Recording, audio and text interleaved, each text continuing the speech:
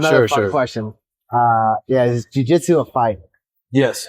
Yeah, It's right. a type of fight. If boxing's fighting, then jiu-jitsu's fighting.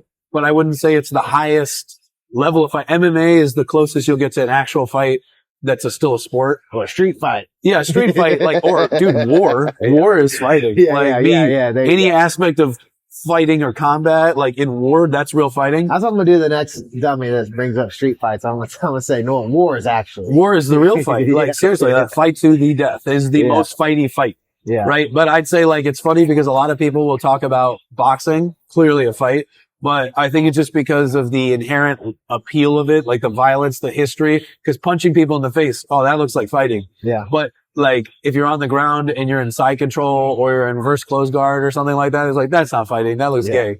Like, they'll be like, but I think in reality, what is the purpose of fighting? Like, oh, well, you're trying to go for like a knockout. You're trying to deal sufficient damage that this guy cannot continue anymore. Jiu-jitsu does the exact same thing. You just don't strike, you grapple. But in boxing, you just strike, you don't grapple. But does MMA cease to become fighting if a guy only strikes the entire match? Or the vice versa, if he only grapples the entire match? Like, what we said Hoist earlier, right? Hoist made his like entire career off choking dudes. Did he suddenly stop fighting when he was strangling the guy? No, he was fighting still, right? So to me, I think it's a weird distinction that I think many MMA fighters and boxers want to be like, yeah, I'm a tough fighter because they enjoy getting hit in the head.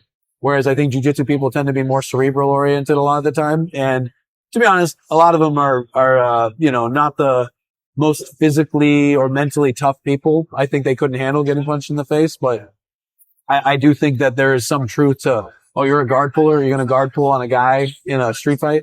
No, you're not going to, but a real submission grappler knows how to wrestle and does other things where I think if you have all of the well-rounded skills necessary in submission grappling, you'll know how to take a guy down, mount him, and then you could also it's not that hard to just start throwing elbows. Right.